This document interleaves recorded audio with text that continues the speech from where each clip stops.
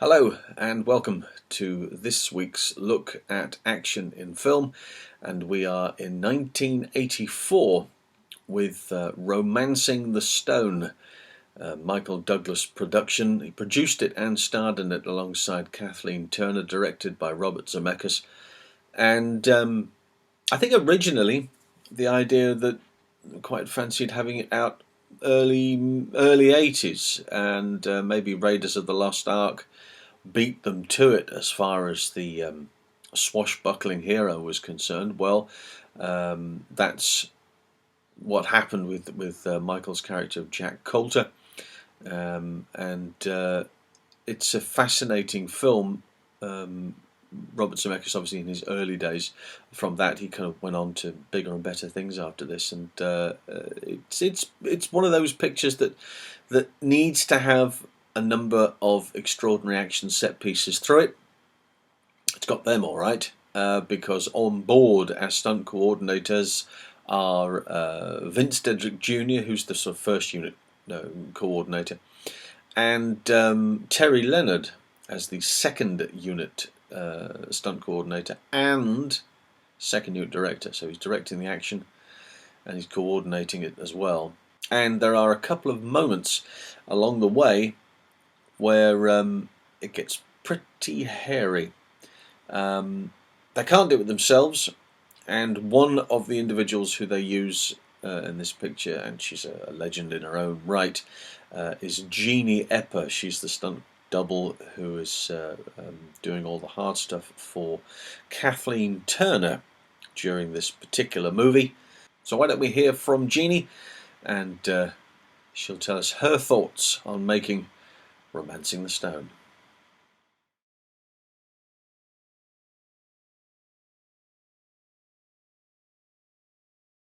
Terry Leonard called me to hire me, see if I would be available from months to this month, July to October or something, to go to Mexico to do this thing. I'm going to send you a script. Now read it. So I read it, and I read the mudslide as being nothing. It's like, it just didn't read to be. It read to be somewhat difficult, but not what it turned out to be. You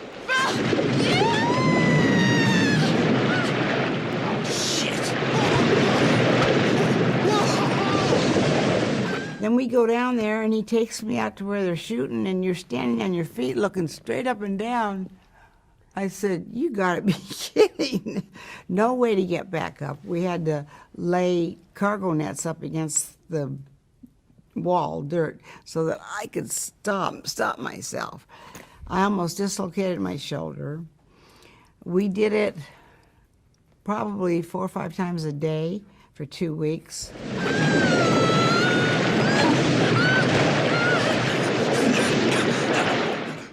You know the one where she actually slides into the water and plumps? That one I had to hang onto a rope to get me like more than halfway up. And I had to wait until I could feel the water was around me enough to make it look realistic, and then I'd let go.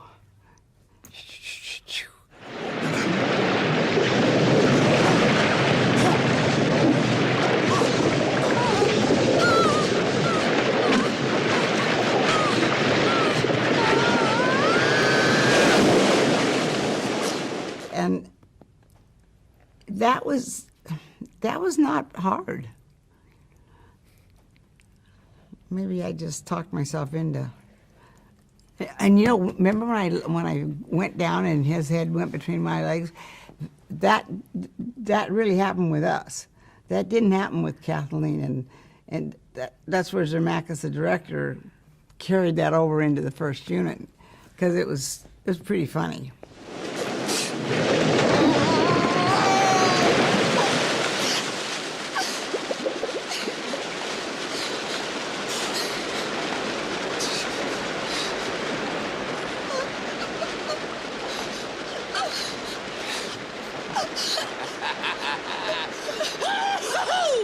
Oh, God damn it, what a ride, huh? I'm telling you, this has turned out to be one hell of a morning. That whole sequence was pretty fun, and they were really fun to work with, even though we worked I'd say a good 11 weeks second unit. I've seen Kathleen maybe once since those days. She was, for that character, perfect. Yeah. It was rough terrain down there. Everything we tried to do. It wasn't supposed to be a rain movie. It turned into a rain movie, which makes, as you know, 20 times harder with just schlepping stuff around. And I don't know. I enjoyed it. I had fun. I always have fun when I work. So let's have a look at the bridge swing. And of course, with all of these gags, Kathleen Turner's character, she is the one that does all of the stunts first. So Jeannie has to do all of the stunts first. So they're trying to get across the bridge because they're being fired upon by the goons from the other side. Oh, and there's a slip. And then you get a perspective. Yep, that's the idea of how high up they are. Now, he's oblivious to what's going on because he's busy loading his weapon. And Kathleen Turner decides, right, I've got to start making my way across. These are not Kathleen's legs. They belong to Jeannie Epper. And she gingerly steps across, trying to find the right place, trying to find the right step to put her weight down. And that happens there. Oh my word. And then she grabs onto this and starts to swing all the way across the chasm to the other side. And boom, drops down onto her backside. Now, that's the lead up. And of course, now he's decided, well, Jesus, if she's doing it, I'm doing it too. Slightly different situation with Vince DEADRICK, who is doubling for Michael Douglas. You see the rope drop now, and then whack, lands on the side into the rubber rocks for Michael Douglas. But again, it's always Jeannie first, and then Vince to follow. Manages to track himself up, finally. I always thought that Michael Douglas should do more action-adventure pictures like this. It was he's definitely the sort for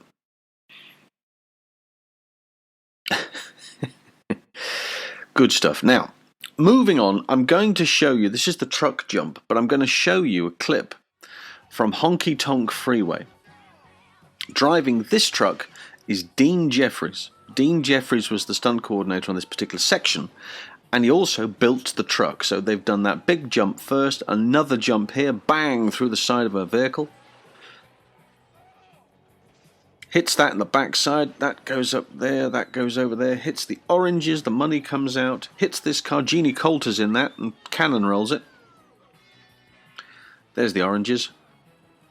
So general carnage, and then he's in this truck again and has to turn it over the other side. And there goes Jeannie again. She's very busy in this picture. Now, he is driving this truck in Romancing the Stone. The ramp comes up and they fly across the riverbed. Way, boom. Now compare the two. Look at this. Up, landing on its rear tires, bounce, bounce. Look at this, up, landing on its rear tires. But it's the same thing. So he's built and designed them. And of course, he built and designed a lot of stuff. This is the Monkeys car from the TV show. He built that. Whenever I see somebody says to me a dune buggy, I automatically think of this. This is one of Dean's designs. It's a very iconic design. He also is responsible for the Green Hornet's Black Beauty, another spectacular car. And many of you will be familiar with his work because he designed the moon buggy from Diamonds Are Forever. So a very talented guy, and he was responsible for that jump. Now, the big gag in the picture is the waterfall. They go over the side of the waterfall and they bail out. Vince is doubling Jeannie Epper, the far side, and this side is Terry Leonard doing Michael Douglas. He's decided he's going to do a big swan dive, and on the side of that car there is a little step that they can push off from, and he will be able to get some height, get enough height to get him into the swan dive position. But it's not that simple. Vince has made that jump, and he has cleared already. In this photo you can see that he's clear. This side, Terry's not got off that step yet, and he doesn't get a chance to do it because the car disappears from under him. There is a cable. There's the cable which is holding the vehicle in place and then lets it go so they can go over the edge. And he doesn't get a chance to get off the step because the car disappears 8 inches. There's no engine in it. There's sandbags in the back just to try and weight it down. And now he has to try and get into a dive position. But more importantly, he is not far enough away from the car. He has to be away from the car. Look at him backpedaling. He's backpedaling, desperately trying to get his feet above his head so he can dive in. Maybe go deep enough, maybe go further enough and get away from the car. But he's not able to do that. The far side, Vince is clear. It's perfectly clear, the far side.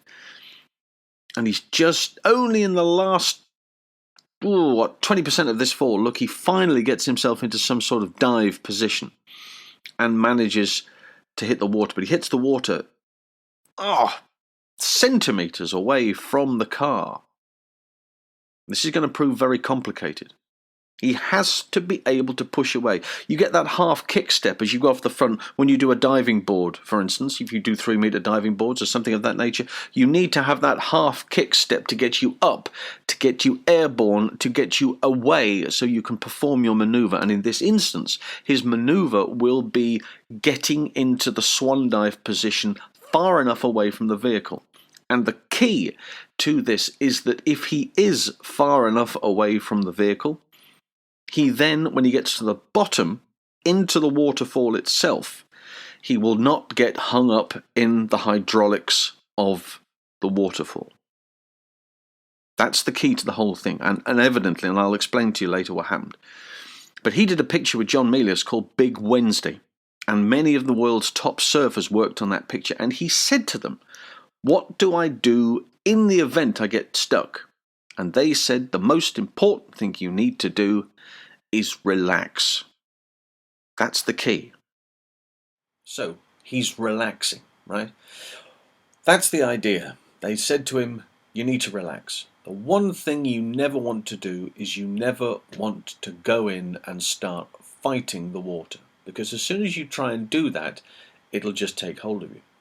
And Terry said himself, whilst he was caught up in that hydraulic action underneath the waterfall, all he could see was light, dark, light, dark, light, dark. He's just being thrown over and over and over. He's in a washing machine.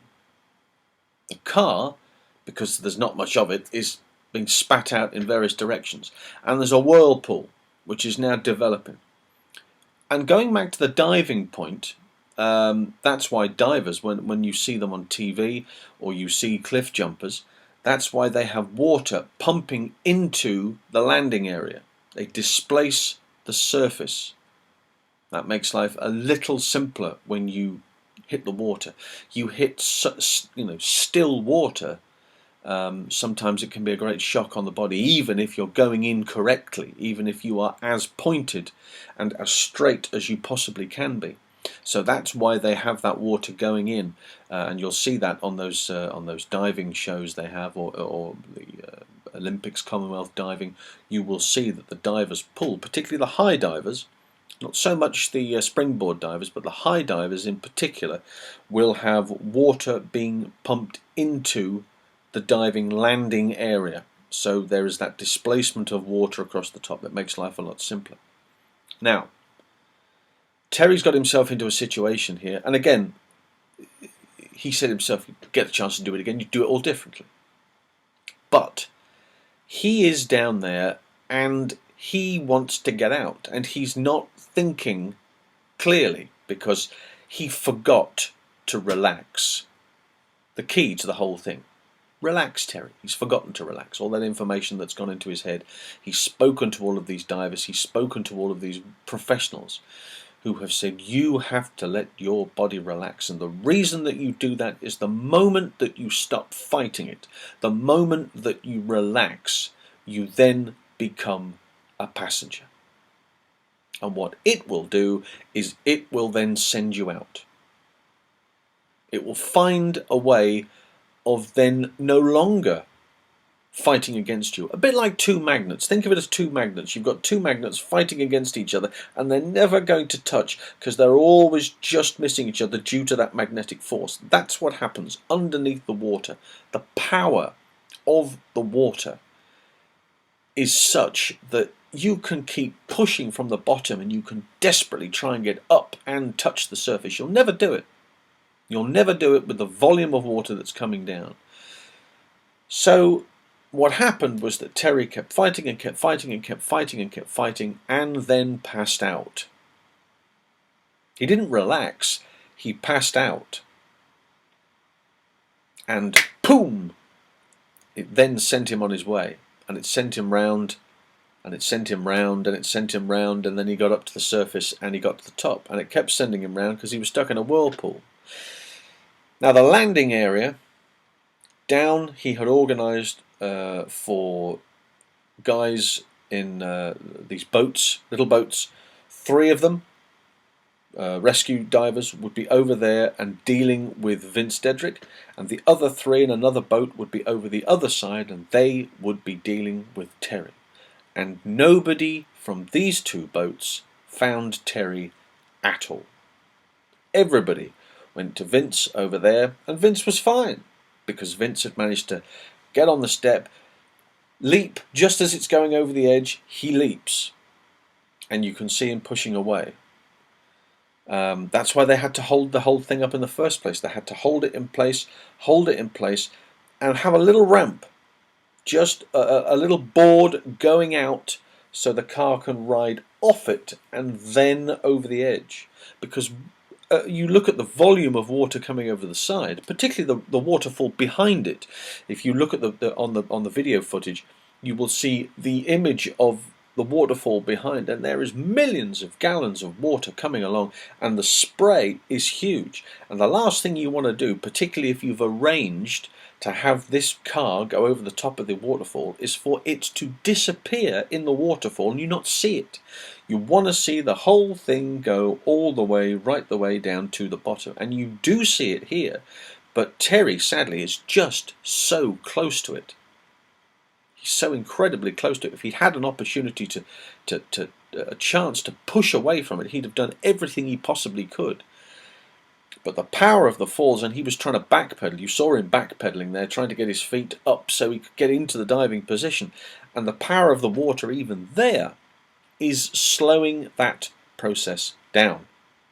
So it's an incredible, incredible moment. It's a blink and you'll miss it moment. And all of this happening inside Terry's head as he is working to hit that water correctly. So, where was I? Oh yes. Vince DEADRICK is being seen to by all of these people over here, and they're going, Vince, are you okay? He said, yeah, I'm fine, where's Terry? Nobody has found Terry because nobody's looking for him. And if it wasn't for the fact that there was an AD who had spotted Terry arrive on the surface, he dives in, he grabs hold of him, he takes him out, he throws him onto the side, and he starts to pump his stomach because Terry has drowned. He's effectively drowned. I don't know how long he was out for, but this guy starts to pump his stomach, and eventually he catches a breath and throws God knows how much water out, and he manages to save his life. And as Terry has said before, and you will have seen the interview where Terry says, you know, there's only 1 or 2 occasions in this world where you are, as he refers to, staring the Grim Reaper in the face. And this is one of those moments. And he doesn't know. He's a practicing Christian. He doesn't ram it down people's throats, but he thinks that there is somebody up there looking after him. And he doesn't know why the good Lord managed to give him an extra gulp of air. But it did. It gave it to him, and somehow he managed to get out. But the key to this is the guy who was on the side who spotted him, dived in, took him, got him out, and started pumping his chest desperately and saved his life. And we have this man to thank for Terry Leonard and the extraordinary career that Terry continued to have throughout the 80s and 90s. Because if it wasn't for him, we'd have lost him. And I'm very lucky because I've been in a position where I have spoken to Terry. He's a wonderful individual, and you know, we use this analogy a lot. Throw a stick and you'll hit a bunch of people, particularly in the industry, who will refer to Terry Leonard as, you know, the man, and he really is. He's been through so much, he's created so much wonderful action over the years, and this is just another example of how fabulous an idea can be, and then to go ahead and create it, and create that whole thing, because originally when he went out there, you know, the idea of being able to have that car on top of the waterfall and sail it over the top and you boys be there at the same time to go, well, it's a great idea. Physically making it work, that's Terry's know-how. Terry works it out. He'd done plenty of westerns there. Always wanted to take a horse off those falls was the exact phrase that he used, because he'd done a lot of westerns down in Durango, which is where this waterfall is, not too far away, and he'd got it all worked out. He'd seen how they'd done it in the old days, the little ramp, like a little ski jump thing which will take them out over the edge of the fall. He'd seen it all done in those days, and so that was the plan. And yet that was the first thing that he thought of when they said we need to take. Originally, they were going to do it as a special effects shot in Brazil. They were going to go to Brazil and they were going to create it as a special effects shot. And Terry said, no, we'll do it for real. Of course, he also said to Vince Dedrick, "Hey, you want to do this waterfall job?" Expecting Vince to go, "Are you kidding me? No." And Vince went, "Yeah." I went, "Oh no, okay, all right, we'll do it then." And then created this extraordinary moment in cinematic history, and it's one of my favourite moments. I'm sure it's many people's favourite moments. But Terry Leonard, we salute you. Thank you very much indeed for everything that you have done and continue to do in the business, and we hope that you will have enjoyed this. If you get a chance to watch it, doesn't get a chance to watch maybe a lot of YouTube. We discovered quite a long time ago that Terry doesn't really do technology, bless him. He does get a new set of pencils every once in a while. He's quite old school when it comes to that sort of thing. But maybe somebody will show it to him. So Terry, we salute you and we love you, and look after yourself. So we hope that you have enjoyed this look at Romancing the Stone this week. And my thanks to everybody who is responsible for the work that has gone into these movies that we look to each week. Next week we're going another water option, but we are going to have a look at a movie that I saw again quite recently, which I enjoyed enormously. I'd always enjoyed them, and it's Harrison Ford and it's Patriot Games. We're going to have a look at next week. I'd like to have a look at some of the action on that. Some of it filmed here, some of it filmed in the States, so we'll get a chance to look at both sides of that. And well, I want to also say a huge thank you to everybody who has subscribed to my YouTube channel. We are now at a brand new figure. 8,000 people. 8,000 people. It's crazy. And it's not about figures.